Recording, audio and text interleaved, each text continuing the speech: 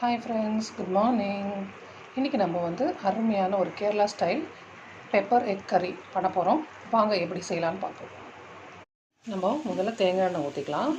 தேங்காய் எண்ணெய் ஊற்றிட்டு கடுகு தாளிச்சிட்டு வெங்காயம், இஞ்சி பூண்டு பேஸ்ட்டு, பச்சை மிளகாய் நல்லா வதக்கிடுவோம்.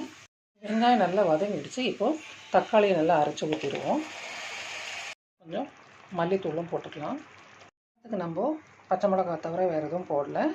கொஞ்சம் பெப்பர் பொடி போட்டுப்போம், உப்பு போட்டுப்போம். தோசை, இட்லி, சப்பாத்திக்கெலாம் இந்த கிரேவி ரொம்ப டேஸ்டியாக இருக்கும். ட்ரை பண்ணி பாருங்கள். இந்த தேங்காயோட ஃப்ளேவர் எல்லாம் ரொம்ப அருமையாக இருக்கும். நம்ம அரைக்கிறதுக்கு தேங்காய், கொத்தமல்லி, கேஷ்நட்டு, அப்புறம் 2 ஏலக்காய், சோம்புத்தூள் இதெல்லாம் போட்டு நல்லா பேஸ்ட்டாக அரைச்சி எடுத்துக்கலாம்.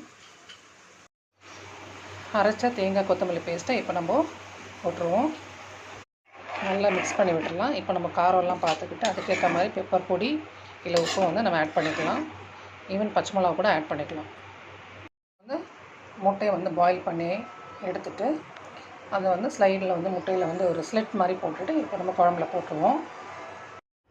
ஃப்ரெண்ட்ஸ், நான் இப்போ டிஐஒய் ஜுவல்லரி மாதிரி பண்ணிகிட்ருக்கேன். அழகான பார்ட்டி வேர் கிளிப்ஸு, அதுக்கப்புறம் இன்விசிபிள் செயின், ப்ரேஸ்லெட்ஸு, அதேமாதிரி பீட் ப்ரேஸ்லெட்ஸ். ஸோ இந்த மாதிரி ஐட்டம்ஸ் உங்களுக்குலாம் தேவைப்பட்டுச்சுன்னா எனக்கு கமெண்ட்டில் சொல்லுங்கள். Have a good day. Bye.